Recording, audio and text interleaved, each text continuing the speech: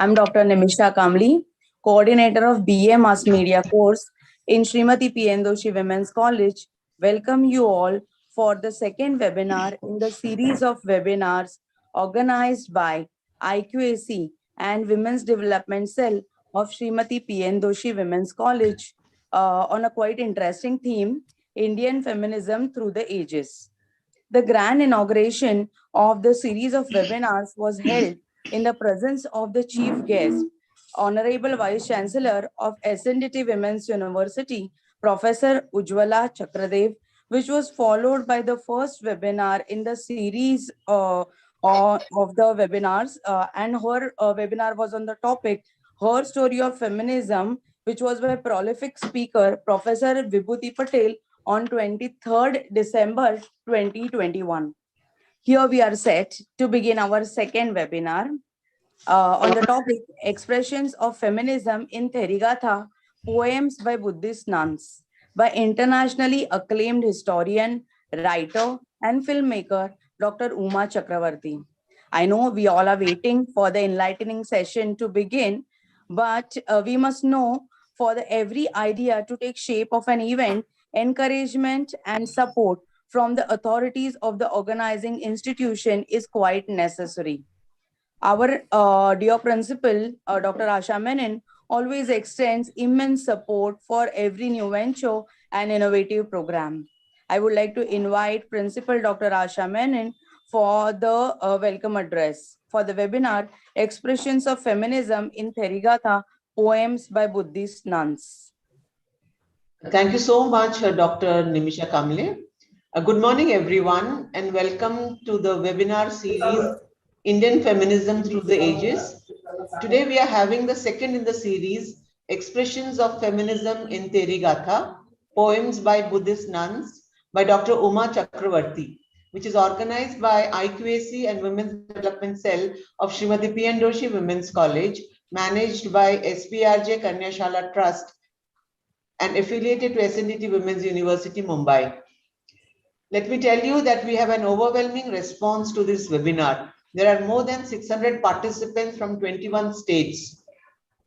I, as a women studies enthusiast, have read a few of these poems which provide unique insight into the lives and values of early Buddhist women about their sorrows and awakenings.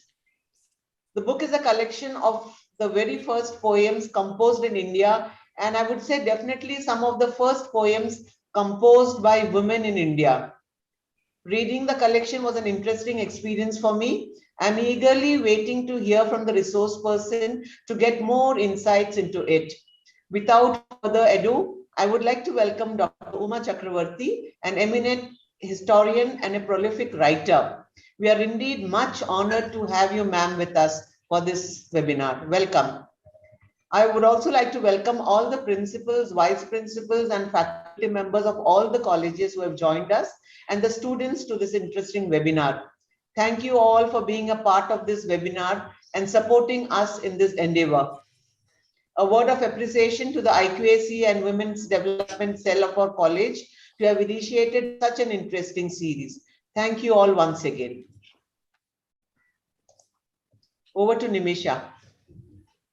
Thank you, ma'am, for your always encouraging words.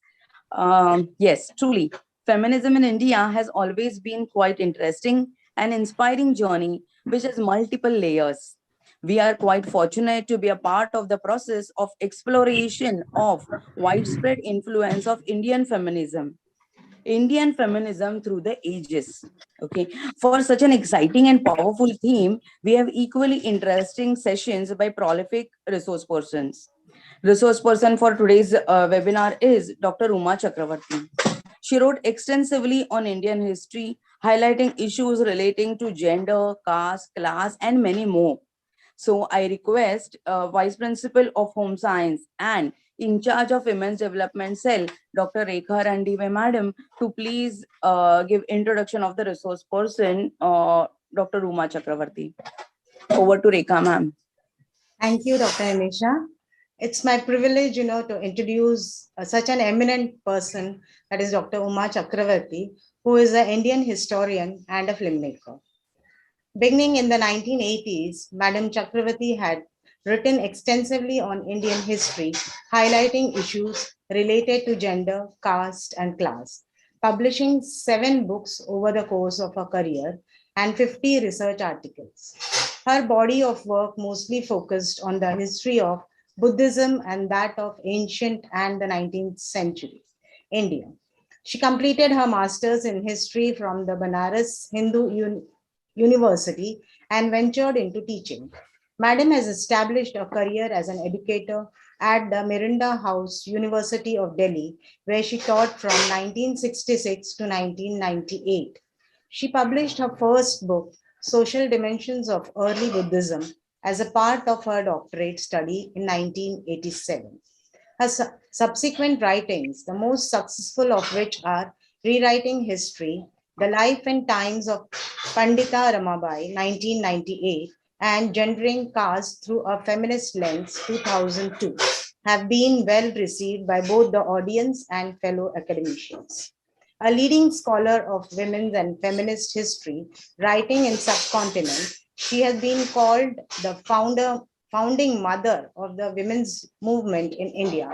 Apart from engaging with feminist issues, she has also worked as a democratic rights activist, participating in several fact-finding committees, including the International Tribunal on Justice for Gujarat. She also writes newspapers column on contemporary issues concerning women and human rights. Madam has also directed 4 documentary films, A Quite Little Entry, Fragments of a Past, in Iqbal or Aya, Lucknow 1920-1949, and Prison Diaries, all of which focus on, among other issues, women's history in India. Since the 1970s, Chakravarti Madam has been associated with the women's movement and the movement for democratic rights. She participated in several fact-finding teams to investigate human rights violation, communal rights, and state repression. In most recent work, she has directed 2 films, one on the life of a child bride, Subbalakshmi, who went on to participate in the India independence movement, and the second on the writer Maithili Shivaraman, who worked with laboring men and women documenting their oppression. She is from Jawaharlal Nehru University historian, that is Kumkum Roy. She has edited a volume of scholarly essays in Chakravarti's honor, stating that she has inspired generations of teachers, students, and friends.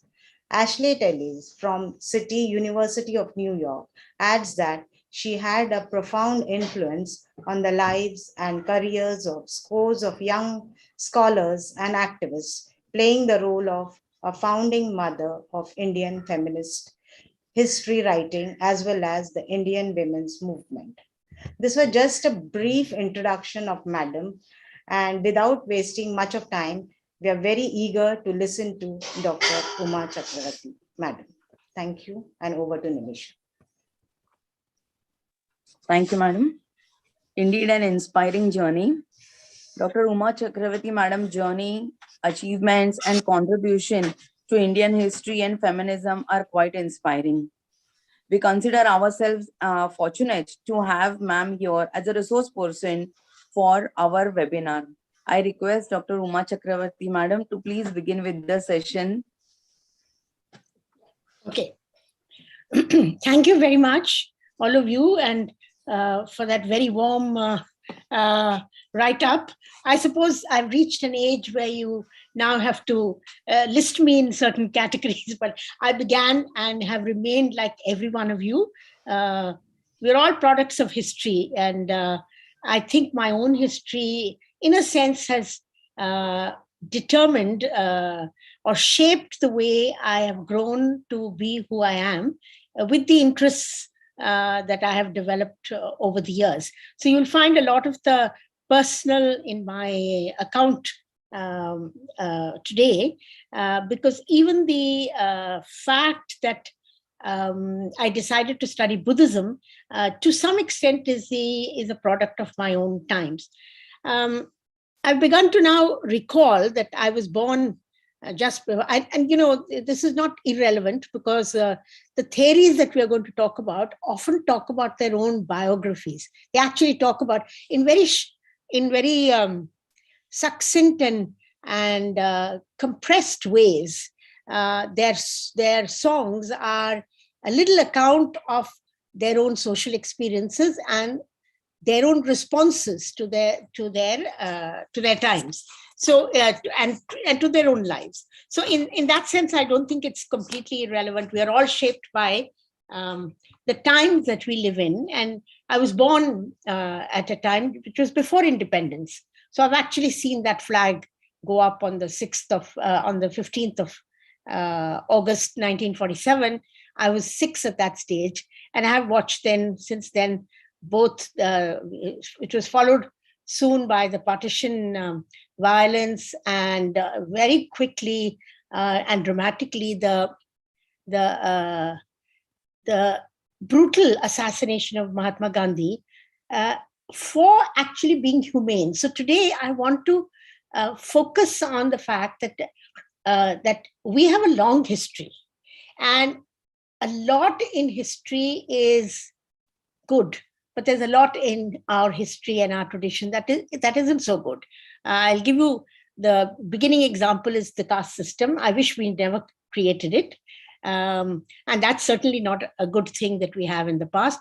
But equally, we do have a range of, and I'm saying this because, there's a sort of uncritical way we are being told we have to sort of simply recall the past. But I think the past is as conflicted and as divided as the present is. And when we want to position ourselves as humane, compassionate, secular human beings, whatever religion you follow, we actually need to return to values that are significant in our own history, which have told us that people have never given up the search for finding meaning in their own lives, and also finding meaning for the times that they live in. And that's why I consider the discussion of the lives of the theories, or the writings of the theories, or their verses, to be something which actually can inspire us, not only for the sentiments that they expressed, but also from the point of view of the fact that they are alerting us and telling us that we have this one human experience, one human life, and we have to find an ethical way of living according to our own choices at this point of time. And that's one of the big messages that the theories have left behind for us. So I think the past is a complex heritage. We must look for it, and that I think the feminists did when they searched the past. They actually began to look at it from the point of view of the issues that were confronting their lives. So in the post-80s, and I'll come to that in a little while. The women's movement shaped the questions that we were going to ask. And so we were a little tired. I do recall that we were always being told that the position of women was great. It was always fantastic. And we knew that to be not a statement that we could actually endorse, because it isn't both in the past and in the present, the lives of women have not been something that we would all endorse. I'm sure anyone sitting over there would now accept that women have a right to both live their own lives and also find the meaning for their lives in their own ways. And this is something that now this generation of students has been able to let's say, identify with and access. But it wasn't like that. I mean, we had to start, when we started off in the 1980s, we had to actually battle a whole host of prejudices.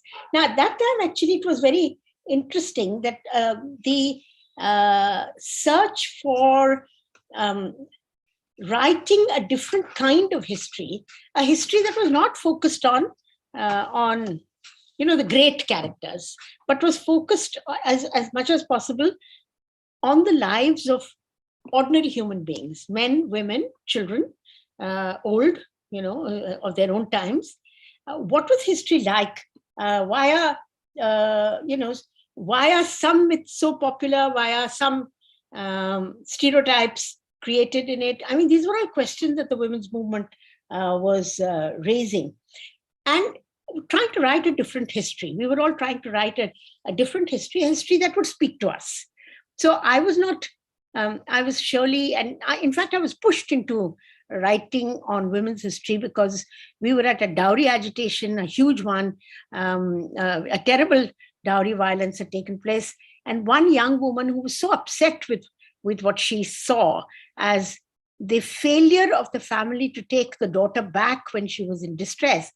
She was so upset that she came up to me and she virtually said to me, look, stop coming to the demonstrations, go back. And you are a scholar of ancient Indian history. Please go back and tell us, read the texts and read the sources and tell us, what is it that in our culture says that when a woman leaves her home to go away, at marriage, she can never return home, however distressful her life would be.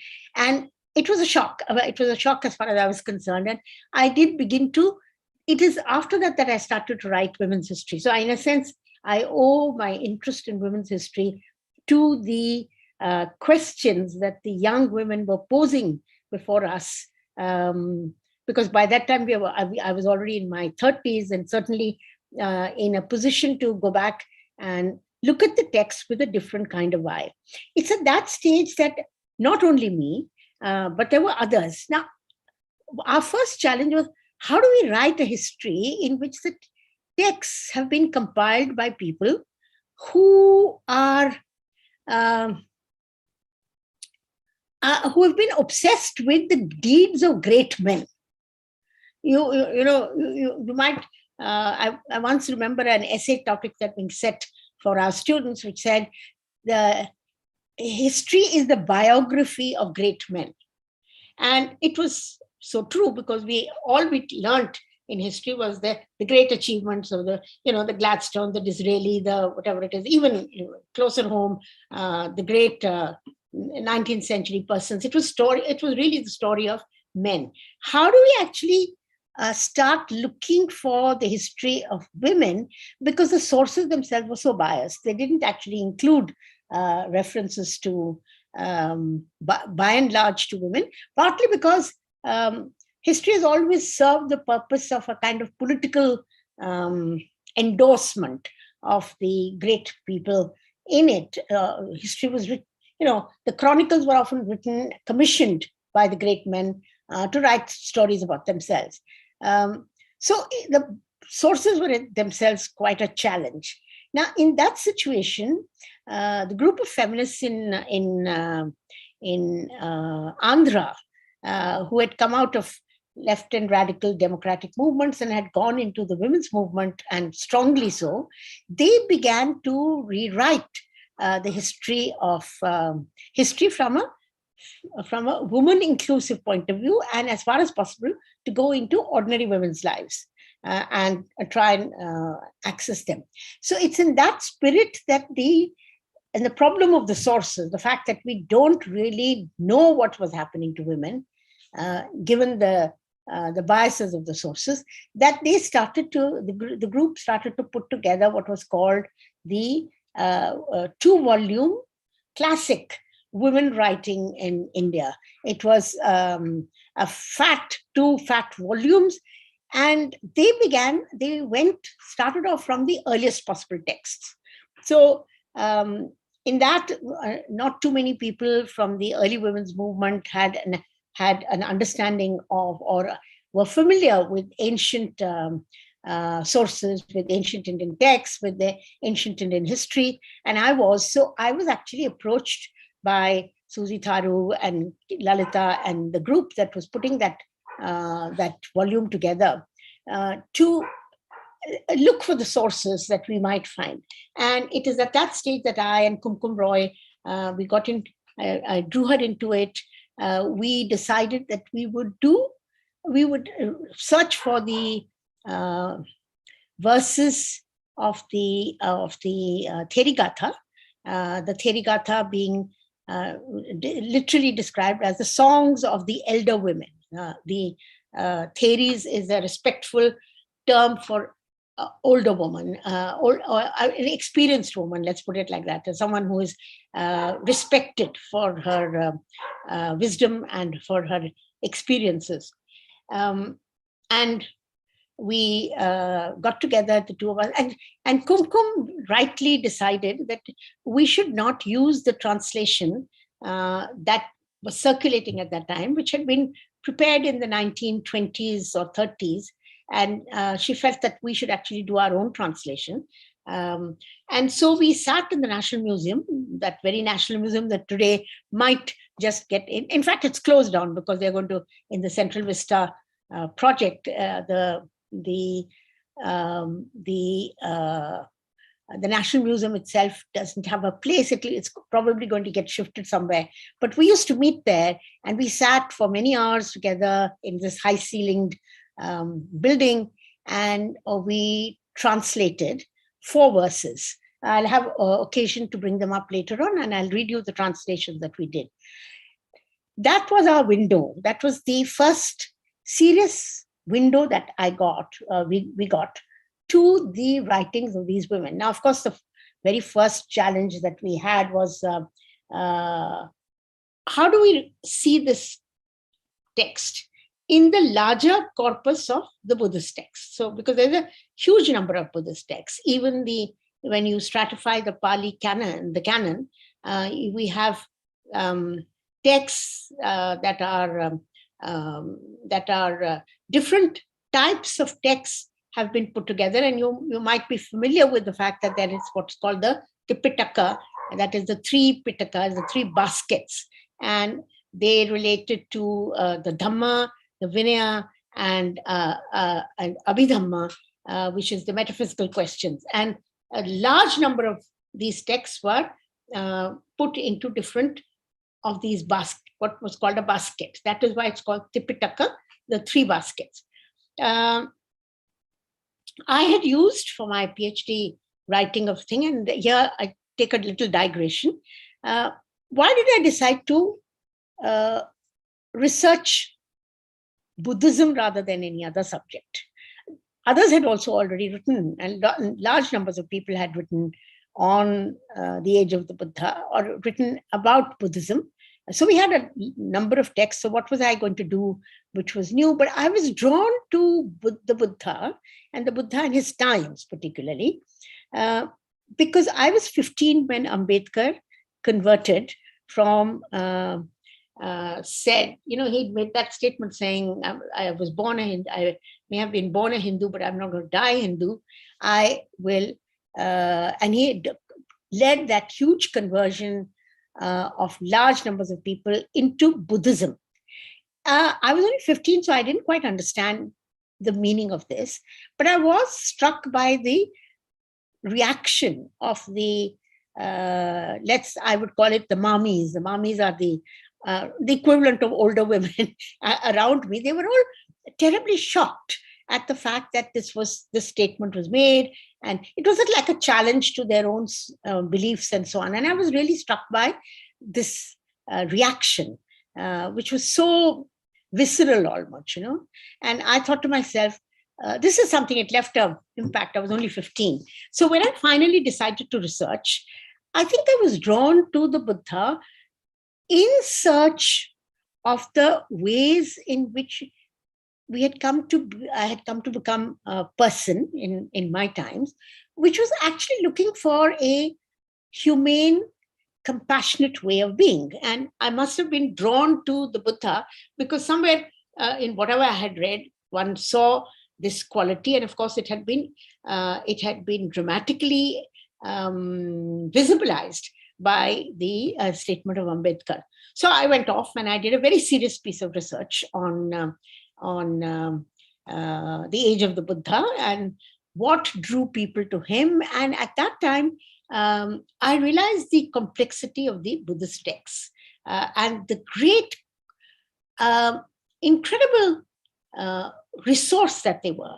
Because one of the interesting things about the Buddhist texts was that they are marked by time and place.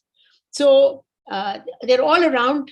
If you look at the texts, it will usually begin with locating a place and a time in which somebody is interacting with the Buddha, and that somebody has a social location, a name and a place, a gender, and a question that he or she might ask of the Buddha. And that's the context of the let's say, the wise statements that the Buddha himself makes at that point. So in a sense, it's a dream for a historian who's looking for everyday history, for the histories of ordinary people, not just the great guys, not the great men and women, the people who are regarded as having achieved something, reached a certain stage and then pontificated and so on, but just these ordinary people who are moving around, living their lives, and then somehow their lives are intersecting with the Buddha, and they raise questions. It includes the kings, but it includes very ordinary people also. And this location, the context, the social and economic context of the individuals that people the Buddhist texts was fascinating to me, absolutely fascinating to me. And I really was blown away by the nature of the references. And I remember making elaborate classifications of tables, who, where, what kind of context they came from, and so on. And this was something that was repeated, and you are all living, many of you are in Maharashtra. The Western India has such a large number of inscriptions in the pre-Christian era, that is roughly from about 2nd century BC to about the 3rd century AD, about a 500-year period. There are large numbers of inscriptions in Karle, even in your park, I think in Borivali, there are cave structures there and so on. So these inscriptions were also very fascinating, because quite often the donors would describe themselves. They would actually say, I, such and such, gift this piece, this little arch in wherever it is, to the Sangha. And in doing so, they would also describe themselves. And they often describe themselves in categories that I did not recognize. For instance, I did not recognize, maybe others would have. Very rarely did you have the elite group. Sometimes you had kings and so on donating, but it was full of ordinary people. Somebody will call himself a halika, that is a plowman. Somebody will call herself the wife of such and such a person, or the daughter of such and such a person. So there's this explosion of material about ordinary human beings, ordinary men and women, who are, in a sense, inscribing themselves into history, even though we had paid no attention to them. So it was a fascinating exercise, and I was quite blown out there. But from there, if we jump, then when this question of, okay, let's look at the voices of women as they recorded their own experiences, and we do this Therigatha. We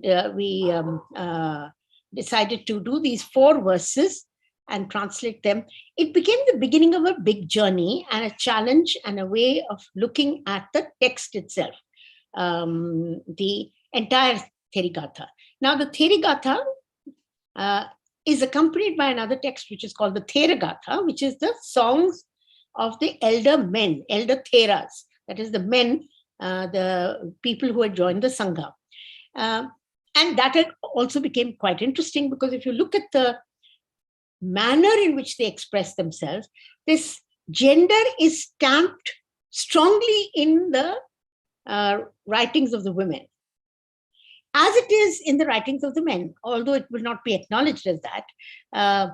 And that itself was striking. So now, typically, you all know that when something is found, which seems to be very unusual and very much something that we did not know in some sense of the term, you will tend to turn around and say, these are not the songs that women wrote at all. These are what men wrote in the name of women. That's very typical. That is, it's like women can achieve nothing. It is always, we are echoing the men, which is so ridiculous. But if you look at the sentiments that are expressed by the Theris in their gathas, they are strongly marked by female experience, by the experience of being women, of the metaphors that they use, the kind of sentiments that they express, even the joys and sorrows that they talk about, they have a strong female stamp to them. And they are quite a contrast to the men. It's not that the men also talk about very ordinary things and so on. And they also talk about the fact that they've left oppressive lives behind. But gender seems to mark the expression itself. So that is one thing which is extremely important for us to say, that when we respond, saying, you can't just write it off and say, oh, this is actually the work of men in the name of women. That's complete rubbish. It is, the men could never have thought the way in which the verses express the nature of experience that they are, that these women are describing. So we should settle that question for all. So it was quite exciting to actually come across these and to try and make sense of the and a number of people have begun to write on the Therigatha, then try and make sense of the kind of experience that women talk about and the nature of the sentiments that is described by the women. So that's something that is a challenge for feminists. We have both taken it up and not fully taken it up, in my opinion, because I think there is a way in which we haven't fully, from India at least, the Indian subcontinent, done our own, I suppose, critical and encyclopedic way in which we might look at these verses. It's a challenge that remains, and I think we should do it. But that experience, we should also look at the history. What has been done better is to look at the history of how women entered the Sangha at all. I mean, they didn't begin with the like all public institutions, or like all important institutions, the Sangha was very male. It was only the first generation of people who were drawn to the Buddha, always described as men, a series of men who became the followers of the Buddha. And when the Buddha set up the Sangha, it was entirely male. Because, the male is the one who's free to explore fundamental questions. The meaning of life is something that men are going to explore. Okay, the meaning of life and what it holds for you is stalled from the point of view of women. And I want to say now, there's an interesting way. See, today there's a debate going on the age of marriage and stuff like that. I don't want to enter it. But what is interesting is that in India, and perhaps in most early societies, compulsory marriage was taken for granted. what are women for? They are for reproduction, for the reproduction of the species. So they are all married. Men may have the choice to be in occupation, or they may be in the choice for searching for themselves.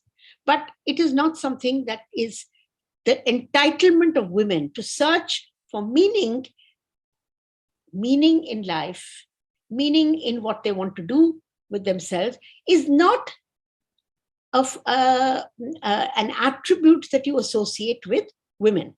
So the first generation of people who joined the Sangha, and there are lots of stories of this man, that man, Sariputta, Mudgalana, Ananda, whole series of people who go and join, Upali, the Baba, they all become, join the Sangha.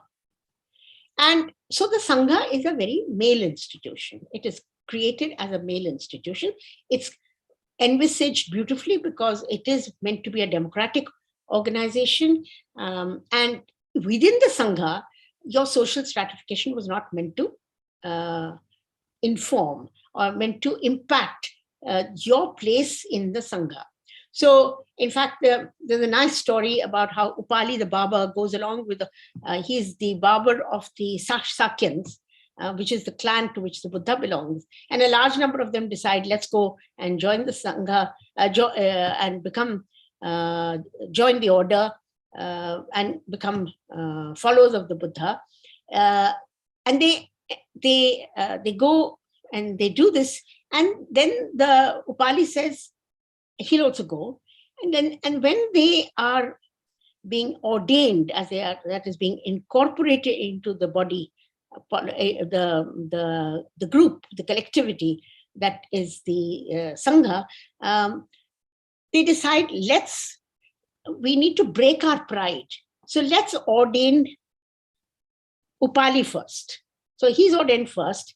And the only principle that counts within the Sangha is not your social hierarchy, not your age, but the point at which you became were ordained. So the senior monks, seniority works within the Sangha, not whether you were from a important lineage, or you were a barber, or you were a carpenter, or whatever it was. So that itself was quite an extraordinary moment, and it's quite interesting that the Sangha is created as this aggregate of people, all of who joined the Sangha because they are going to search for the truth, the answer to the end of misery. And you must remember that the Buddhist philosophy is soaked with the theories of impermanence. Everything will pass, everything is changing, nothing is stable, nothing you can hang on to forever and ever and ever, and all is transient. And the most important thing is that the world is full of dukkha. Now, this is where the compassion, to my mind, that is the personal compassion and the collective compassion comes in, that the world is full of sorrow. And I don't know, today, as I'm living, I really see the world as full of sorrow. Maybe it's a factor of my age, but I do feel oppressed by the amount of sorrow that you see around. Of course, those of us who are going through the pandemic now will know what it has meant, what the pandemic has meant, the crisis of human existence, the crisis of accessing even medical facilities. I mean, this has been an extraordinary time. The last 2 years have been extraordinary. And the one person that I've felt speaking to me is actually the focus on dukkha. How much dukkha human existence brings to you, and how can we actually alleviate that suffering? So I see that as a very powerful meaning, the acknowledgement that there is sorrow, and then trying to find a way out of that sorrow. So when you look at the history of the way in which the texts were put together, it's significant. But then why was it then something? So the natural search seeker is the man who has the choice of either leaving home or not leaving home. And he becomes the person in search of an end to this cycle of misery and existence. Now, at that stage, it's a completely male preoccupation. It's only the men, and it's only these people that we see who were the first generation of people to join the Sangha. It is only they who are described as entering the Sangha. But there are the women. And there are the women and people who are close to the Buddha, who are also around, and they are seeking. They too seek, especially a number of people. You know that in the story of even the simple story of the Buddha, you might even see that in the Amrapali version. Women play quite an important role. I mean, there's Sujata, for instance, who gives him the kheer just before he sits, kheer or the milk dish, just before he settles down. The Buddha settles down and says, okay, now I'm not going to get up till I find the answer. That last meal is served to him by Sujata, the daughter of the milkman. So we see that women are around, but they don't seem to figure. They are not there in the Sangha at all, and they are not there in the main narrative. They're there as supporters of the Sangha, but they're not there as people who are themselves making the search. They're also finding the meaning of life. They're also looking for the meaning of life. And the first time we see this being described is when the Buddha is, when the Buddha's foster mother, you must, I think in the story, that's the other moving thing that I find, that the Buddha is actually, I often say, I've begun to say this now, how could he not be sensitive to suffering? This is a child who loses his mother at birth. His mother dies as he's born. And that shock, I'm sure, and that sorrow is something I'm sure it was overwhelming. It might have been intuitive, it might have been psychological, but it was there. I believe that it was there. But he was then also looked after by this aunt of his called Mahaprajapati Gautami. And she then is the woman who seeks to join also join the Sangha. So when she can make it, when she's finished with her household duties, her queenly duties or whatever it is, she decides to, she starts to pursue the Buddha. And she has a band of other women who follow her. And they go behind the Buddha, wherever he's going, in the heat and the dust and whatever it is. And they start to ask for being ordained. Let us also join the Sangha. And the Buddha is not saying yes. He doesn't happily say it. It's not the first time that is put to him. And he's told, look, they want to join the Sangha. He doesn't give them permission. He doesn't respond, or at least the texts, which are very male in my opinion, at the end of the day, do not suggest that he responds sympathetically at that point of time. And the only person who speaks for them is Ananda. And Ananda is a cousin of the Buddha. He's always described as a gentle, sentimental, clearly kind person, quite unusual. Never goes past his emotional, never drops his emotionality ever. Throughout the text, there is a consistency on this matter.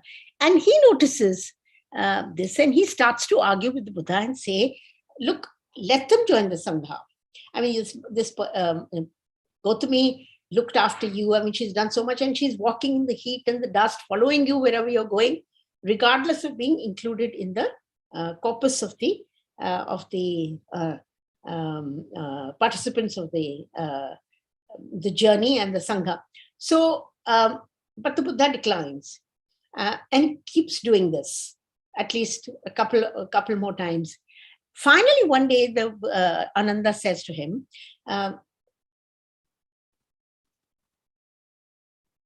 if they are to strive, if they were to work on themselves, would they be able to attain the goal?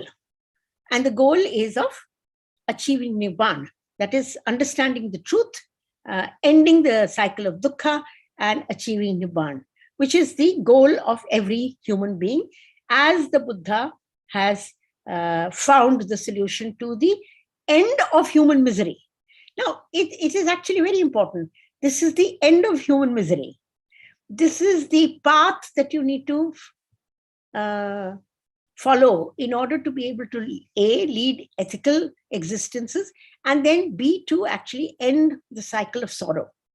And it's not being automatically given to the women. So you can see how structured the bias already is. But when the Buddhas faced with that question by Ananda, if they strive, can they achieve the goal? That is the inherent characteristic of being of women, to be able to access the truth, access the higher life, access a meaningful existence, and access the goals of the new community. The Buddha says, yes, if they strive, they can achieve the goal. He said, then you must let them enter the Sangha, because at that time, the final goal of achieving Nirvana, Nibbana, is only available to those who renounce domesticity and the household and their responsibilities and enter the Sangha. And it's only accessible to them. So he hammers the point down to the Buddha, saying, then you have to let them go. If they can achieve it, why is it being denied to them? This is really the unstated question that he is raising. And then the Buddha concedes the point, and finally, women enter the Sangha. Now, you can see that the texts, there is a kind of inherent bias that is built into the narration also. So so women have fought that, got to it, and then they strive. And then they leave behind a record of their journeys. They leave behind a record of how they found how they found the meaning of human existence for themselves, how they journeyed to seek the goals of Nirvana, Nibbana, the truth, the Dhamma,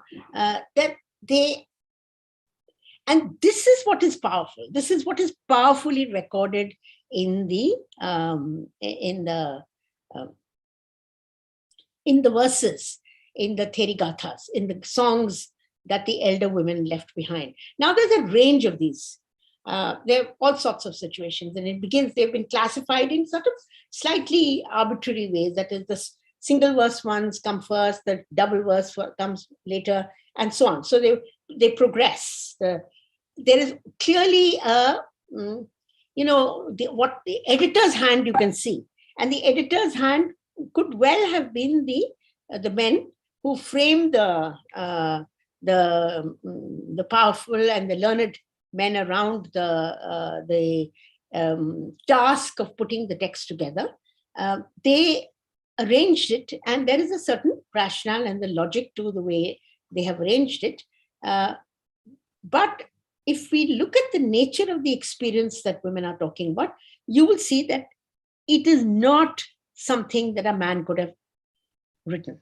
The experience itself that they describe is very, very much gendered, and it's very powerfully recorded as the verses, as the sayings or the feelings or the exclamations, the discoveries of the women. So the text then is editorially put together. It has a certain stamp of authority on it and so on.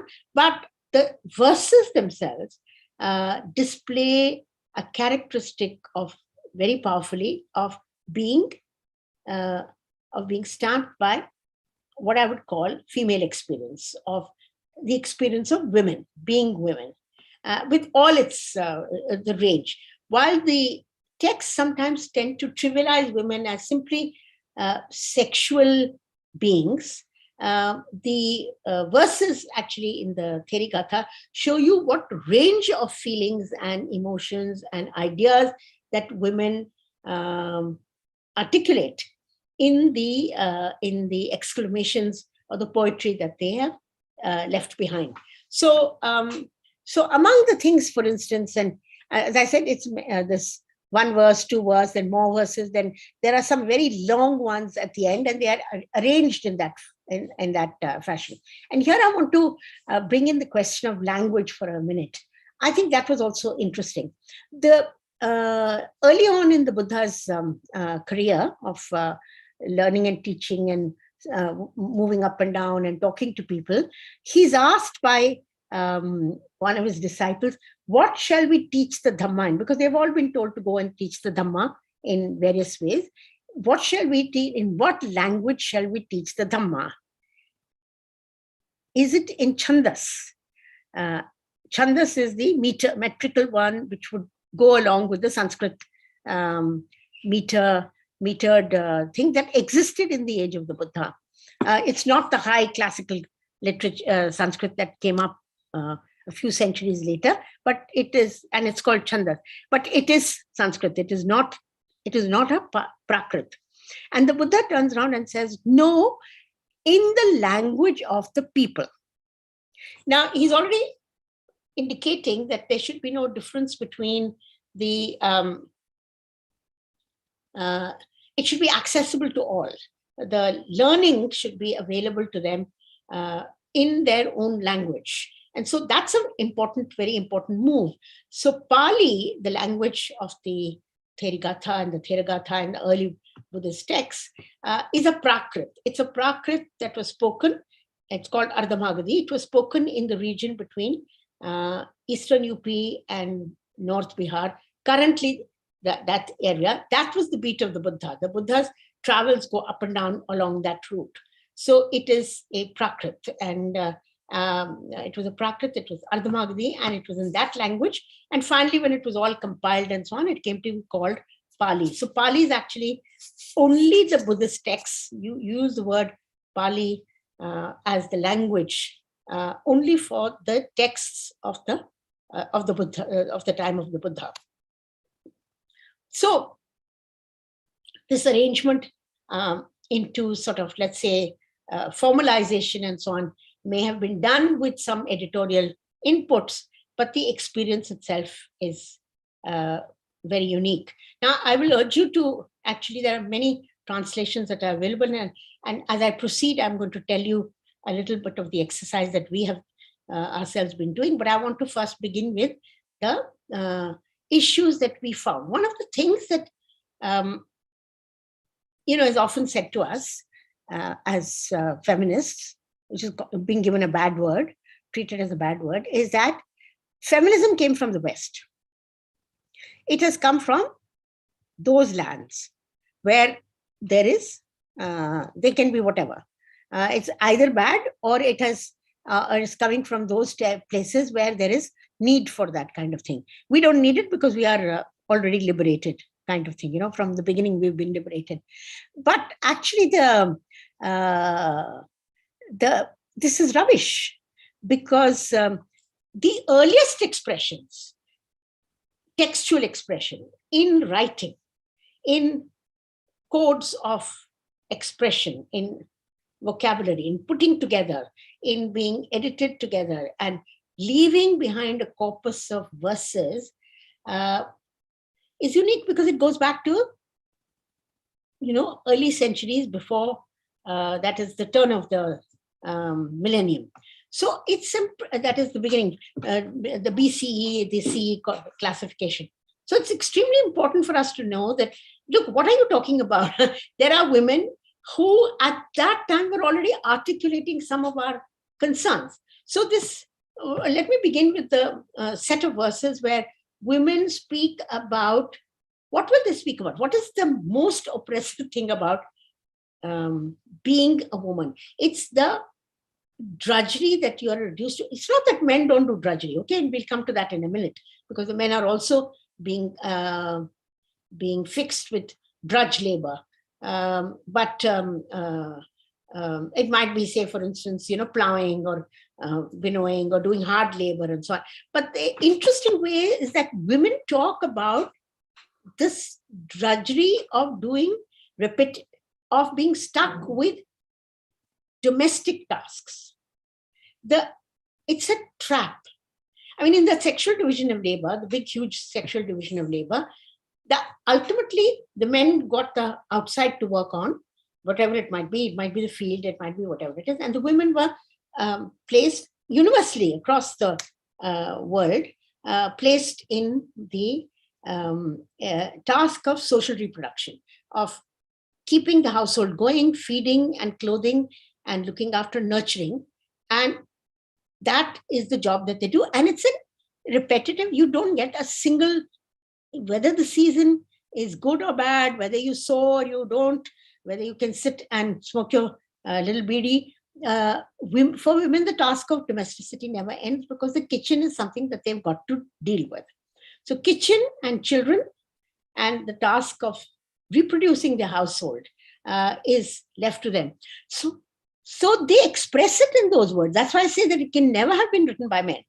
Those verses could never have been written by a man.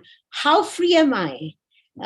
Free, the sentiments that free from three things: free from the pestle, the mortar, silbatta. They're talking about silbatta. It's very female. Which man is going to talk about silbatta? You tell me, because that's not something that unless he's a cook. Which man is going to talk about silbatta?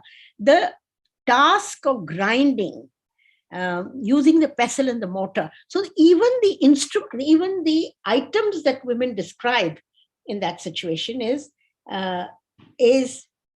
expressive of female experience. So there's the kitchen part of it. And I was struck by this because I don't know if, I'm sure some of you at least have been reading all sorts of stuff, but if you've read J. Devika, she's a historian from Kerala. She said she got goose flesh when she saw this stuff that I had written, because she said that's what she sees in the 1920s that women are complaining about. They're complaining about kitchenism. Kitchenism is the trope. You're fixed over there. And it's not a joke, because I remember my mother's sense of oppression came from the fact that she never had any time off, because there were the children, and then she had this endless task of, you finish one round of cooking and immediately it's time for planning the next one. In my house, my daughter and I will say, okay, what's for lunch? And then what's for dinner? And it's like you finish lunch and they say, what shall we make for dinner? It's like an endless task. You never get out of it. It's like you're trapped in it. So this metaphor of the how free am I from the pestle, the mortar, and it doesn't stop at that, from that twisted man, which is the man in her life who's commanding her and who's being like an oppressive weight around her, these are the twisted objects that are keeping her down, and she doesn't want it. She just wants to leave that. She wants to leave that, and she wants to search for herself. So I, in a sense, search for the goals that others might be interested in. So she doesn't want to be trapped in that.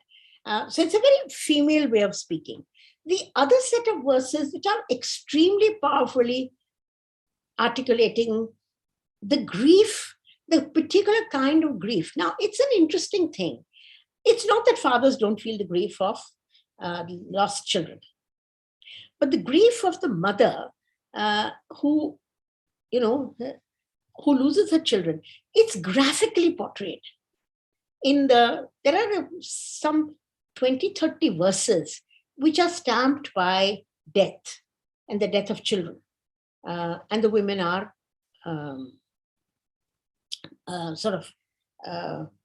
speaking about it in grave sorrow of the loss of children. Now, that's a peculiar thing. It's, as I said, it's not as if the men would not have, but it is not put down as part of they don't articulate it in their verses in the same way as the women do.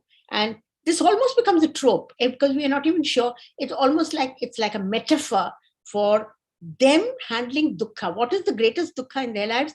The loss of children. In many countries, they turn around, even now, even at the time of the COVID and so on, people will talk about the fact that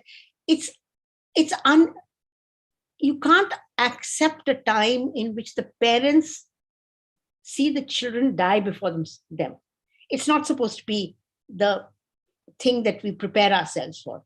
And here these women are talking about the death of children, loss of people, of abandonment of fathers, of brothers, of everyone dying around you. And then a child will die. And that's the last hope that the woman has of having her emotional relationship and her world not fall apart. And when that child too dies, it's like a maddening moment. And it's described in the verses as, crazed with grief. There are these women who are seeking solutions, and you could be, high-placed woman, and you could be a poorer woman. And I'll just give you two examples. There's this Ubiri, whose Ubiri is being cried for by her mother, who is at least the secondary wife of a king. And the child dies. And then she goes to the burning heart, the charnel field, and there she's crying out, and she keeps saying, oh, Ubiri, and she's calling out for Ubiri. And then she's calmed by the voice, which is like the answer that she gets from the Buddha. It is like the kind of expression that he would have made. He said, in this charnel field, in this place. And she's calling out Jiva. The child's name is Jiva, the little girl that she's bemoaning. She's bemoaning the death of a girl. Oh Jiva, she's crying. And then she responds, the answer that comes back, which is really the answer that she herself is perhaps working out based on the teachings of the Buddha, is that in this place, everyone who was burnt over here was at once a jiva. It is once a living being. Which one are you mourning for? And Ubiri immediately understands that death is inevitable and that death will happen. And it's sort of, she's calmed. There is a kind of psychological healing that happens to her just through that realization. And it's very moving and it's very beautiful. There was reference to the film that I made, the first film of the child bride. She too lost. Subbalakshmi also lost her children and was very grief-stricken because of that. So we actually then use this song, use this Pali, and I knew from the history of Subbalakshmi that she had read the Therigatha.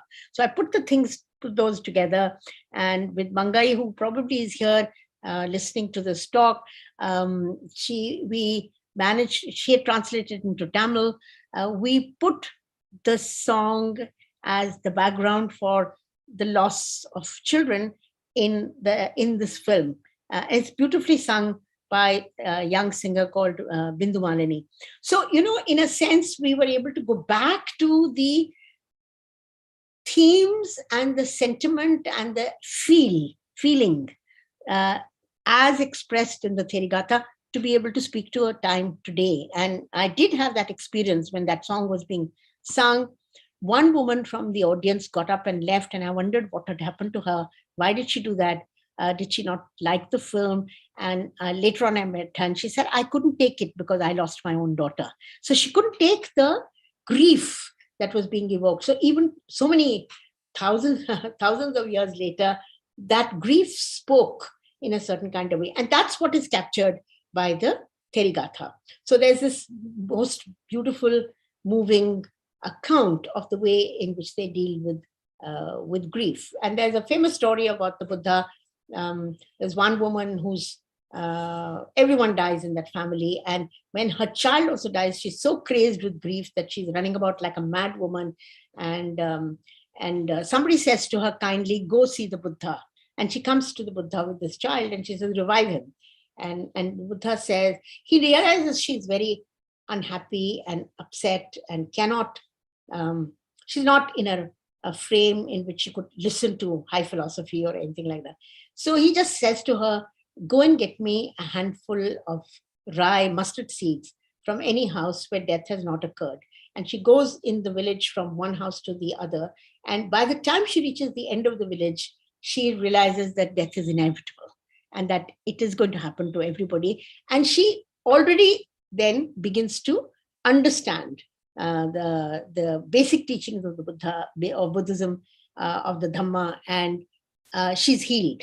There's a sense in which she's healed, and she starts off her own journey to her own spiritual enlightenment. So it's whether it's the kitchen metaphor on the one hand or the death of children on the other, the womanly experience is stamped into some of them. Even the beautiful verse of a woman who is now old, and she says, I am old and tired now. She's climbed a mountain and she's standing over there, and she said, but as I stand here, over me spreads the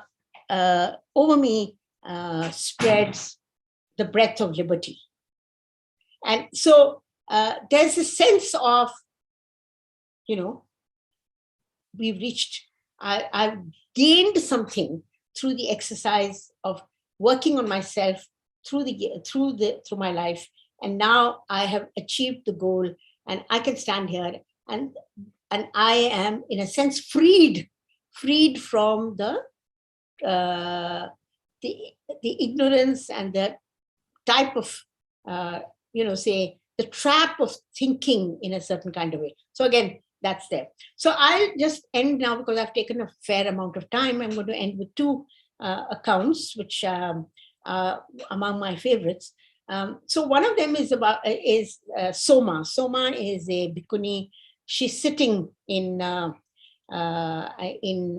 and she's trying to meditate. She's trying to practice calm and the Dhamma under a tree. And Mara, who is both typically male and also the tempter, comes up to her and says, what are you doing? What are you doing sitting here and meditating? You require, and he's being very patriarchal and very masculine in his demolition of Soma's attempt to gain calm. And he says, what do you need? You only need two-finger consciousness. Now, two-finger consciousness is a kind of cliche. It's like, what do women need? They need the skill to be able to put their two fingers into the pot, take out a grain of rice, and put it between these two fingers and test whether it's cooked or not. So basically, your job is to cook, and that's all the consciousness you need. What are you doing sitting here and wasting your time and wasting your life and whatever, doing this? And she turns around and says, what will I do with that limited consciousness? I'm seeking space, okasha, that is the liberated self, the expanded self. And it's such a powerful rebuttal of the manner in which you can be squashed in your place by men by saying, what do you need to do? All you need is the skill or whatever it is. So again, very interesting manner in which the debate is set, or the argument or the interaction is set. But among the absolute most favorites ones of mine is the longish account of a dasi called Punya. Punya actually means little, small. And it's a way in which you say, when the working class particularly, you sort of trivialize them by treating them as permanently small and, not adult, a way in which you can sort of whatever. Now, the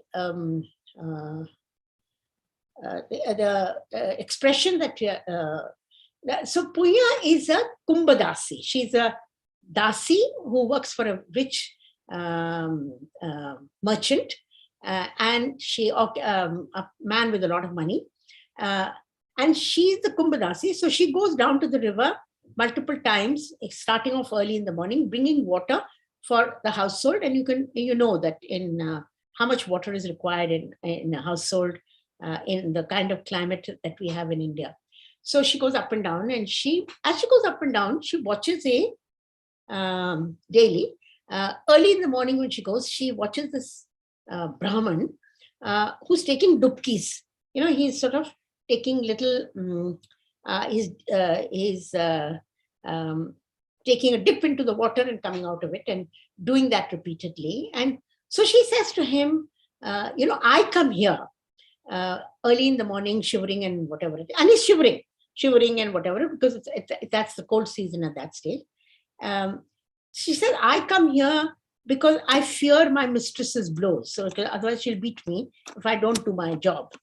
What brings you here, to take this kind of, subject yourself to this kind of almost a torture of, taking these dips in the water? And he turns around and says to her, he's seeking to wash off his sins and to gain merit. So this is what he's trying to do. So this is what's it called? The purificatory rituals that people engage in, of the outward. So she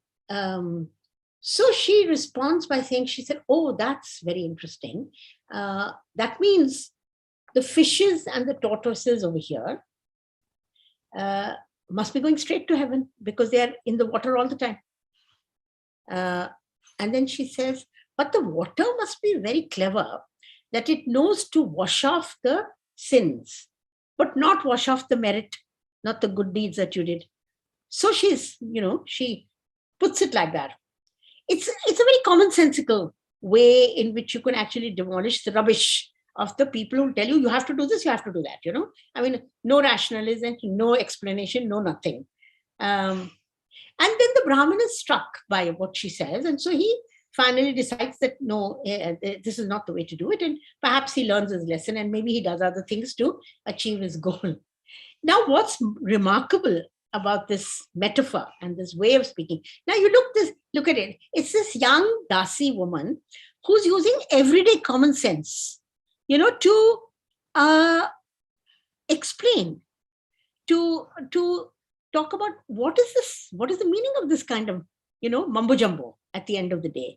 It's meaningless. And she's framing it so well, and it's not offensive at all, at the end of the day. Now, I was once lecturing in Lahore, and I mentioned this over there, the same story. And immediately from the audience, people came up and said, there is exactly the same expression and the same metaphors used in the Sufi poetry. And I was very struck by it. And the other day I was listening to Abida Parveen in one of her beautiful renderings. And she says exactly this. She says the mendak and the machlis are in that water. And, this is the, this stupidity of meaningless rituals is a metaphor that stays in popular arguments and popular ways in which you're also seeking to do ethical things, seeking to do good, seeking to do find your own self or whatever it is. So it's absolutely marvelous to find that kind of statement placed over there. Now, I want to end with it. I've taken a fair amount of time, but I want to end with, I'm part of a group in which my friend Kumkum Roy is the teacher, and I'm learning. I've never learned. I learned Pali when I was a student, a younger person, but I never learned Sanskrit because the declension always beat me. But I'm in a Sanskrit class which she leads for her students, and we are a group of 5-6 students. We meet every Sunday for an online session, and we are reading some texts and so on. And at my request, we have been reading more recently. We have been reading the Therigatha also. So we're going step by step on the Therigatha, one verse, one gatha at a time. So among the gathas, so now we were doing this, and one of the participants decided to translate it into, he wanted to try his hand at translating it into Hindi, into accessible Hindi, into Hindi that you. So he started doing that. Now I, with my particular bias against high language, after a little while I said, and I don't like, Hindi has been made very artificial by the Akashvani types, they have forced words into it which are not commonly spoken. So I have a little critique of the way in which Hindi has developed as a language, which was obviously a vernacular at some point of time, and it could have stayed like that, but it's being forced with lots of words and so on, which are like, as I said, the Akashvani Hindi. So some of it doesn't appeal to me. So I said to this young man, because this young man is from, one of the participants is a young man from Bihar and Bhoj. So I said to him, you should translate it into Maithili, that is Bhojpuri, because that's the language, that's the region where the Buddha is going up and down. So that Eastern UP, Northern Bihar, Bhojpuri is probably going to express that sentiment better. It'll have more of the lilt of the verses, more of the lilt of the language, and the feeling, the issues that are being described and so on.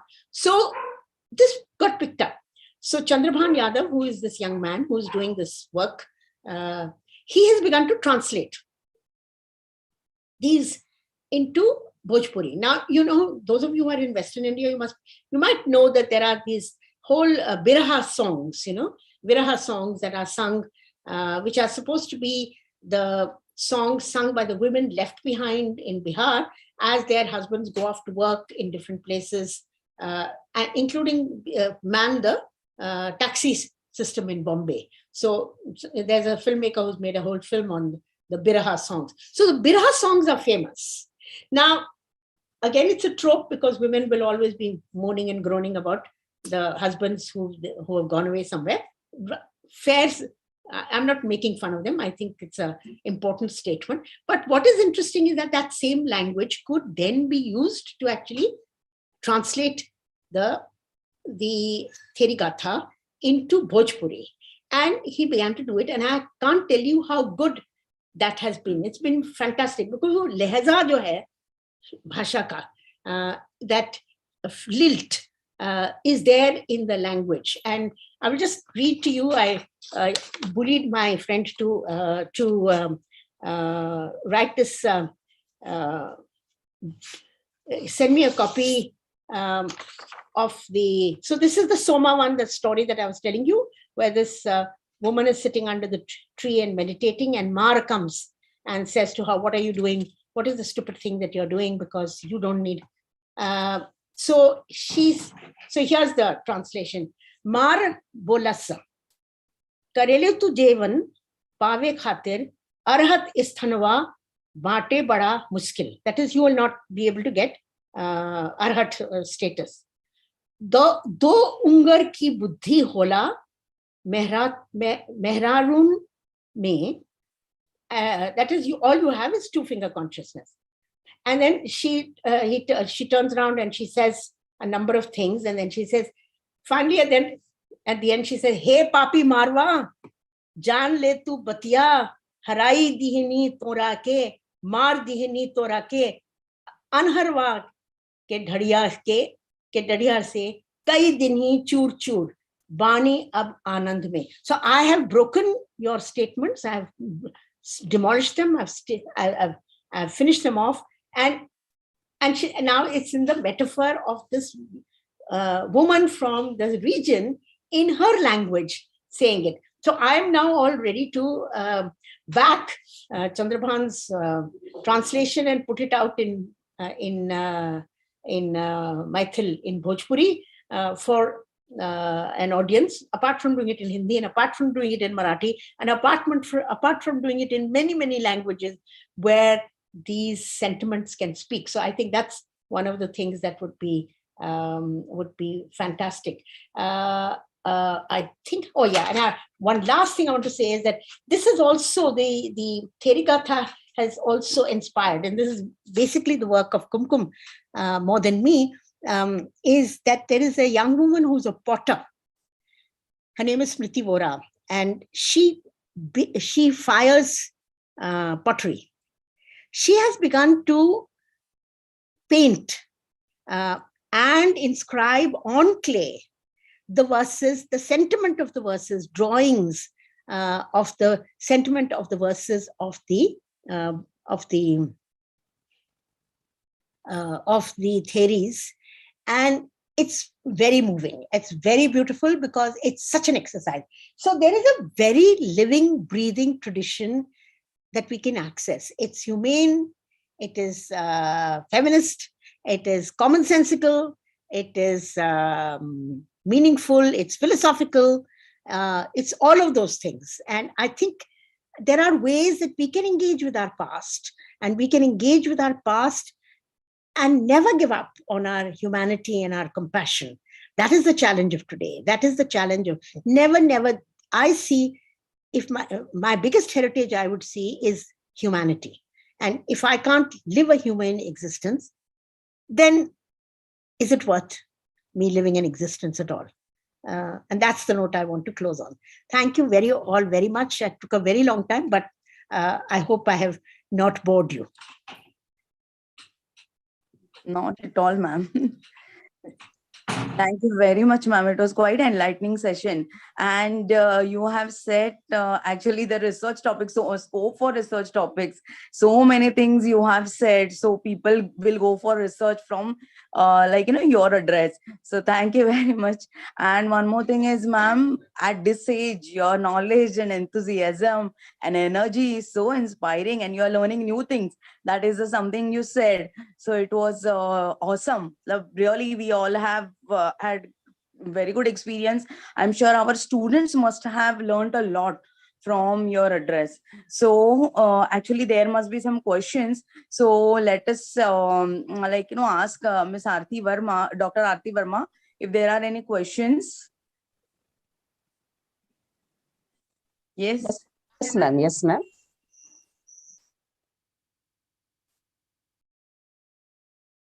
Excellent session. It was very inspiring to know about feminism and correlate feminism with the Buddhist era. And there are a few questions lined up here. I'll get with the first question.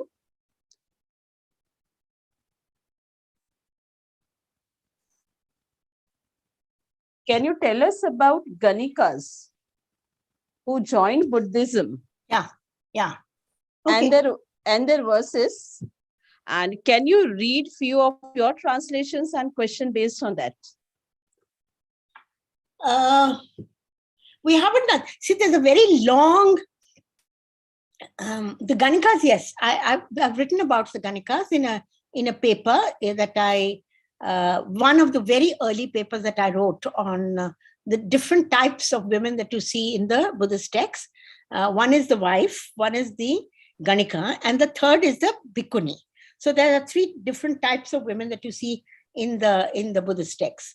So the Ganika is an important figure, and there is an interesting way in which the Ganika is portrayed in the Buddhist textual tradition. The most famous of this is Amrapali. She's known, even people have made films about her and so on. Amrapali is regarded as, she was a Ganika in Vaishali, which is the Lichavi territory, the headquarters of the Lichavi collective. There were a number of tribes that were part of the Lichavi Gana. And there's an interesting story about her. This Ganika thing is actually, who is a Ganika? The Ganika is a woman whose sexuality is available to everybody for a price. Okay. So in simple words, one can simply treat her as this. The story is interesting in this particular case, and I'm not taking it as literal. I'm treat it as metaphorical also. The story is that Amrapali is found under a mango tree. she's a baby. That is, she appears before under a mango tree. Now we don't know if she was abandoned there or whatever happened, but she grows up to be a very beautiful girl. And when she grows up, all the princes of the Lichavi clan, they all want to be her partners. That is, they want to marry her. And they say, I want her, I want her, I want her. And they're fighting amongst themselves. And so then they decide, let's not have this fight over her. Let's install her as the Ganika. And then she'll be accessible to everybody. Now, what a solution, okay? I mean, I'm only taking it as a story. I'm not taking it as literal. But what a solution it is. And anyway, so there is Amrapali, and she's rich and she's prosperous and she's whatever, but she's also drawn to the Buddha. And there is a time when she invites the Buddha for a meal. Now, you know that the bhikkhus all did not, they had left homes, so they would beg for their food, or they would be invited to people's houses and eat over there, one single meal a day. So Amrapali invites the Buddha and his main followers, or the group that is his Sangha, to a meal. And then the Lichavi princes also discover, they also go and invite the Buddha. So the Buddha says, I've already accepted the meal at Amrapali's place. Then they get very angry. They think, this idiot, this woman, how can she upstage us? And they go and say to her, you take back your invitation so that we can make him come and eat with us. And she says, no, I won't do that. So she just stands her ground and she says, no, she won't do that. Now, one of the long set of verses in the Buddha, I was telling you that they are arranged according to verses. So one of the longest set of verses is the verses attributed to Amrapali, in which she talks, she's now reflecting, she's writing about, or those verses are coming out of her when she's the older woman, she's in the Sangha, she's a Theri, she's joined the Sangha. All that beauty is gone, everything that was ephemeral, that's all part of one's ephemeral existence, that's not the real you, it's gone. And so there are those songs also, that's among the things that have been described. So the Ganika is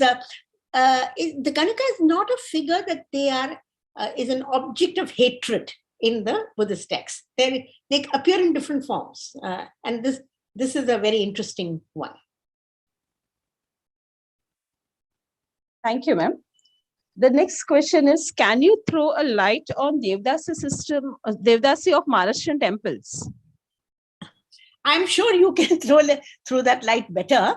But yes, see, at the end of the day, it was very convenient. What you did to Amrapali, you now conveniently do to other women historically, which is like you want women, you don't want, see, there's all this debate around sex work and bad, good, and all the rest of it. And Bombay, Maharashtra is filled with whatever it is.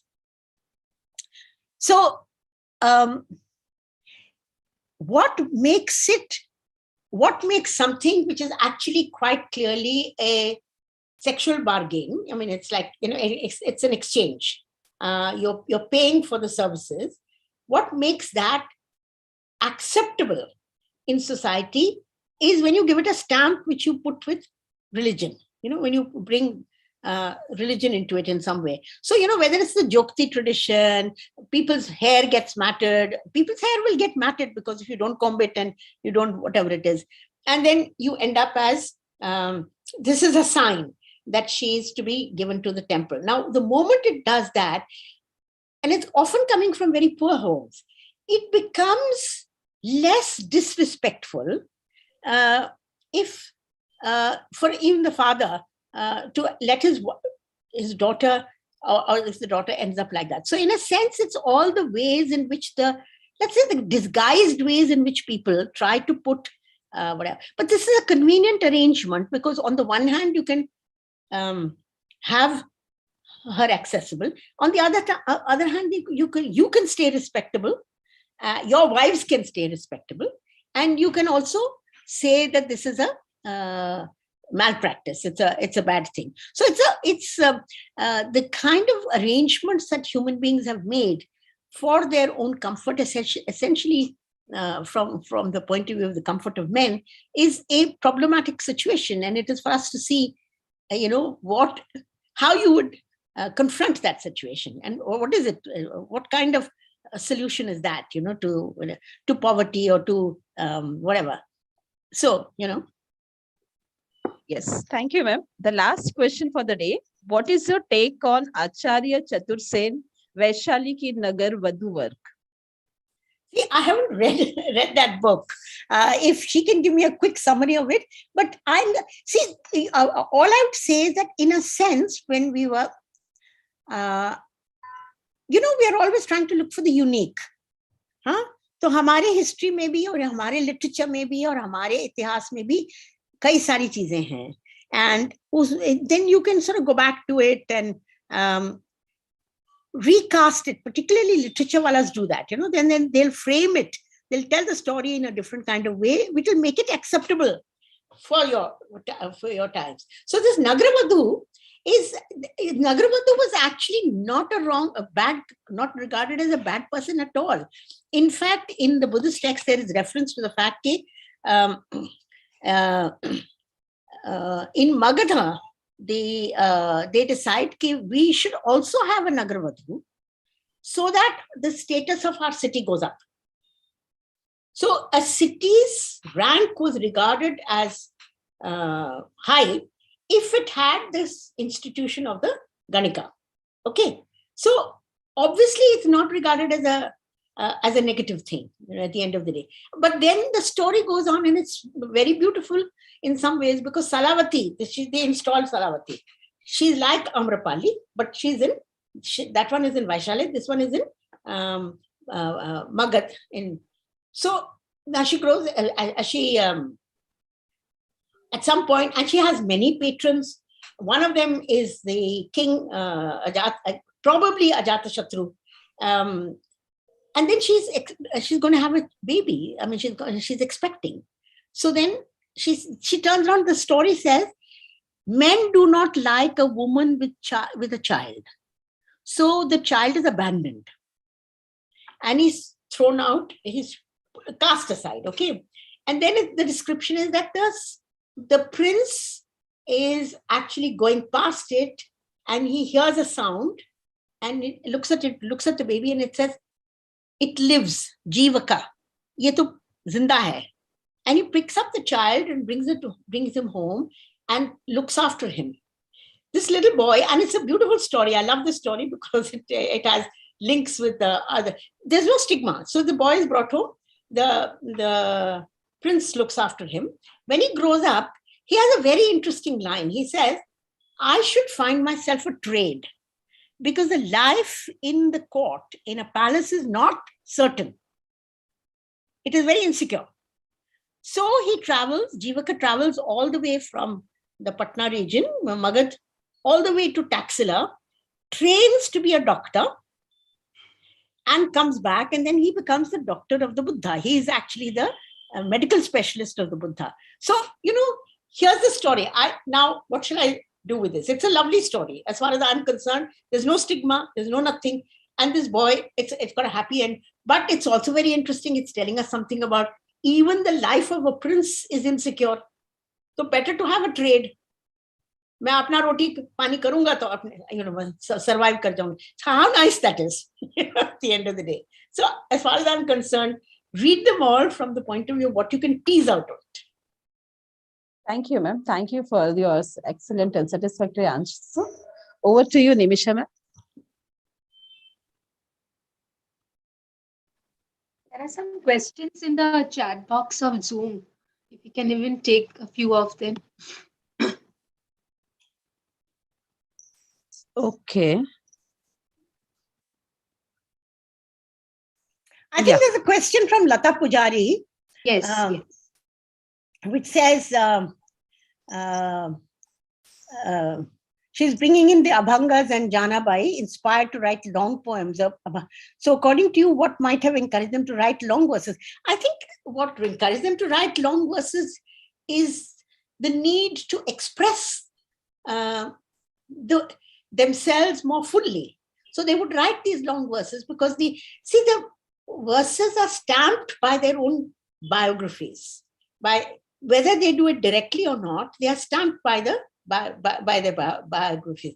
For instance, if I'm not mistaken, Chokmela's wife, Chokyachi Mahari, she also expresses herself in certain ways. So there's this, human beings have had the need to express their feelings and their emotions. And what better than verse and literature to leave a record of what you thought, you know?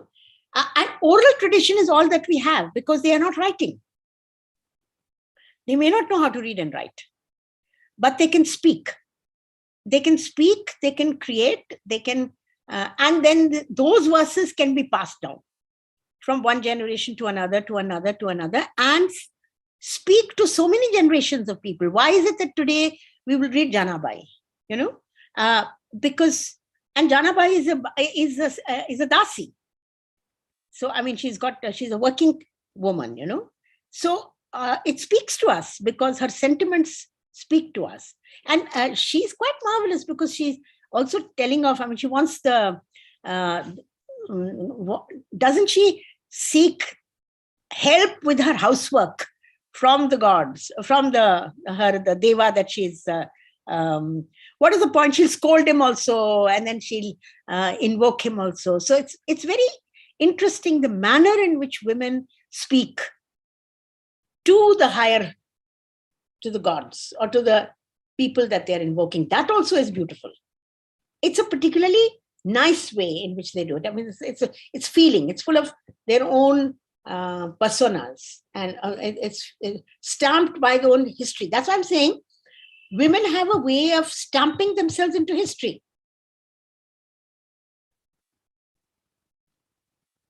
Ma'am, can I say a few things about here, Janabai? I'm sorry, but I'm just Please. Sorry, because I'm working on that part. Absolutely. Here, what is I could find is Muktabai. When we talk about the Abhangas of Muktabai, she is talking about Bhakti Yoga.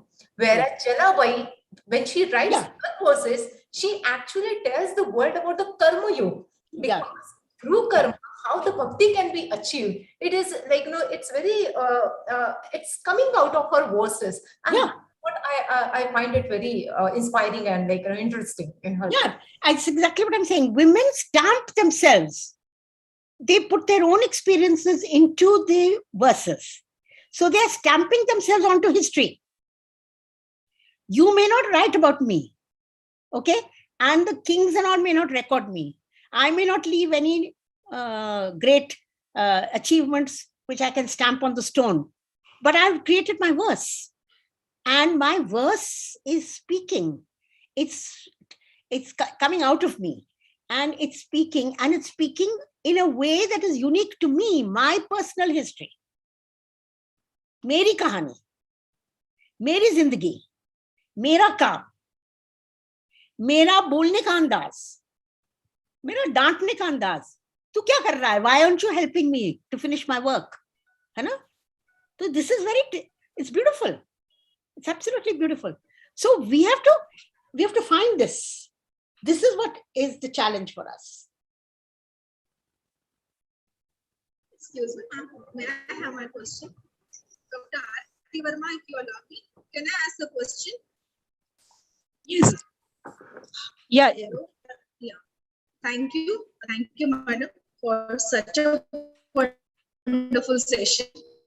A big thank you. Mine is the topic that you unfolded about feminism and humanism. So feminism as an affirmation of humanism. Please illustrate it in terms of postmodern context and contemporary one. I'm not sure how can we apply it to our current lives of women in a way. Yeah, so I'm not sure about postmodernism because वो मुझे समझ नहीं आता पूरी तरह से. मैं थोड़ा सा theory में weak हूँ. अच्छा. But आज के ज़माने में, today also, you see, what is the challenge for all of us? Are we going to listen to only a certain set of voices, or are we actually going to listen to all voices, all the voices of women? It is a very rich collection we have human beings living their lives, and oral history, for instance, is a fantastic resource from which we can hear what people are feeling. So I think that humanism is the struggle to be human, the struggle to be compassionate, humane people in the midst of everything else, which is pulling us down, and in the midst of anger and violence and hatred. How do we keep, ourselves going? How do we keep calm? How do we keep find meaning for our own lives and for the people around us? What can we say to people, to calm them, to be compassionate with them? That resource, we can find it in our past, but we can also find it in the present. People all around they have not compromised. They have not all given up. They are not all hatred is a bad emotion. Hatred will finish you off from inside. वो तो तुमको खा जाएगा अंदर से, तुम कुछ भी कर लो, वो खाएगा तुमको अंदर से, because it is not, hatred is not something that it may give you a sense of power, but it cannot make you, calm you. It can in the end it will pass. How much hatred can you, display? So I think there's a way in which all around us people are struggling, also to keep their humanity alive, also to keep, the beauty of human relationships alive. There is a beautiful piece written by Basharat Peer on, we've all been through very troubled times. The pandemic has been one of the most important challenges. I mean, who would have thought that you had the money, you had everything, and you could not buy back your life, because it was a crisis of that kind, okay? And in all of that situation, what would we see? And we can be so angry with everybody. Why didn't you get enough healthcare going? Why didn't you do this? Why didn't you do that? And then there are these stories which are beautiful, in which there are these two workers traveling on a truck. The Hindu worker dies in the truck and he has to be taken down. And he's being put down. And the Muslim worker, I don't know if they even knew each other before, he gets down and he stays. He stays with the body till you can organize Kriya Karam for him and everything, and he can be. Now, this is compassion. This is humanity. This is sharing. This is a sense of reaching out. And for me, the time of the pandemic just reminded me so much of Ramabai. See, Ramabai, Savitribai Phule. What are they doing? They are, in their time, they are going out and they are actually working in the play. Lakshmibai Tilak, there are a number of these people. Nobody writes about them enough, but they are going out and intervening. Ramabai brings back famine survivors from and because they'll be hungry, and she brings them, so we have been through hunger and destitution also at this point of time. So plague, in plague, they're just throwing you out, and the colonial government was creating all kinds of rules. And these women are going out, and Lakshmibai Tilak, Savitribai Phule does amazing work, Lakshmibai Tilak brings back orphans from there. I'm sure Savitribai Phule would have done that also. The parents are dying, you bring back the children and you look after them. Now, what is that? That is, and Savitri, she's bringing back this, like the Jivaka story, she's giving life to the child of the Brahmin widow who has been cast away because she's not supposed to have a child. And Savitribai Phule looks after them. Her own child is a child that she adopts. We have these marvelous examples of compassion, of humanity. Feminist humanism. Yeah, exactly. I somewhere really switch over to this, that it should be completely humanism. Feminism itself is a story of humanism itself. Recently, if we consider the example of Sindhutai Sabkal, this is what we can take as an example of contemporary. A female giving out a message of humanity. Yeah. That's the recent example we can cite it now. Yeah, absolutely. Absolutely. Very well Thank said. you so much, ma'am. Very well said. Thank you.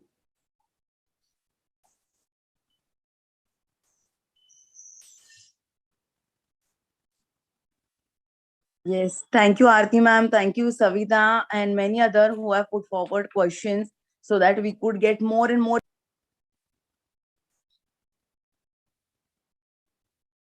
You have muted yourself, Nimisha. Nimisha ma'am, unmute yourself.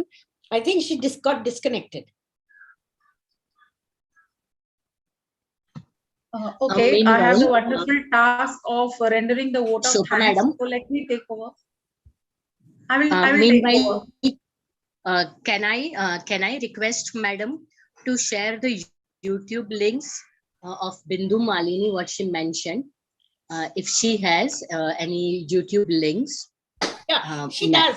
She does. You can actually go online and key in Bindu Malini, and you can put in the marker of Ubiri. But I will otherwise get in touch with Bindu Malini and tell her. She's also done other songs, and one of the other songs that she's done is the Mutta one, the woman called the theory called Mutta, who's talking about being relieved of the burden of silbatta and of the bad husband.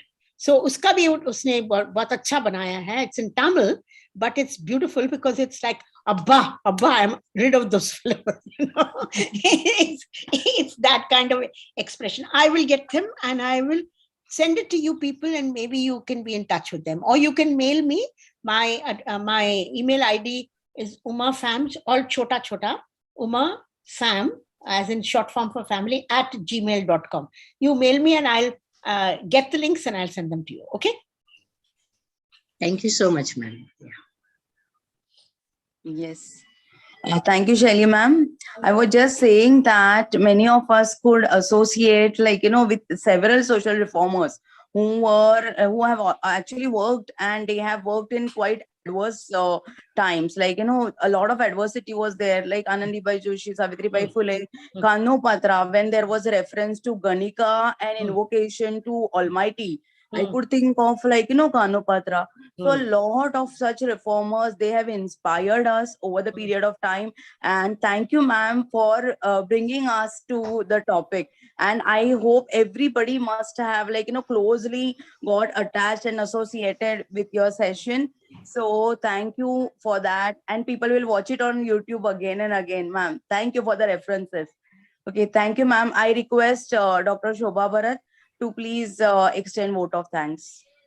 Thank you, Nimisha.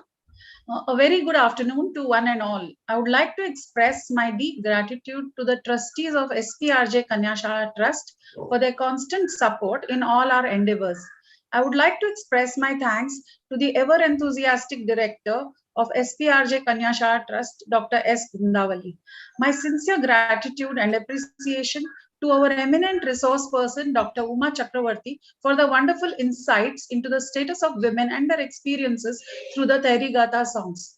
This engaging session had added immense value in understanding and getting a glimpse of the journey of Indian feminism through the ages. I thank you from the bottom of my heart for taking time from your busy schedule to be the resource person for today's webinar and share your knowledge with all of us. I acknowledge with gratitude the presence and the huge contribution of Professor Vibhuti Patel to the series of webinars titled Indian Feminism Through the Ages conducted by our college. My heartfelt thanks and appreciation to our dynamic principal who is constantly motivating and supporting all the activities undertaken by the staff members and students of the college. She has spearheaded these series of webinars taken up by the Women's Development Cell. To the IQAC coordinator, Mr. Raju Chauhan, and the head of the Women's Development Cell, Dr. Rekha Randive, I would like to say a big thank you for encouraging us to explore and initiate new activities and webinars under the Women's Development Cell. A big thank you to all the members of the Women's Development Cell for their wonderful efforts towards this webinar. I thank the vice principals of the arts faculty, Madhuri Vaidya, and of the commerce faculty, Dr. Manju Prabha, for their presence and support for today's event. I express my sincere thanks to all the principals, vice principals, and other dignitaries who have joined us for this webinar. I express my gratitude to all my colleagues of Srimati P.N. Doshi Women's College for their constant encouragement. My sincere appreciation and thank you to Hashmat Khan for her infallible technical support. And a big thank you to each one of the participants for attending and participating in one more webinar of the series. Please do join us for the next webinar, where we are going to reflect and trace feminism through the ages through the poems and songs of Bahina Bai. Thank you once again. Have a wonderful day and stay safe.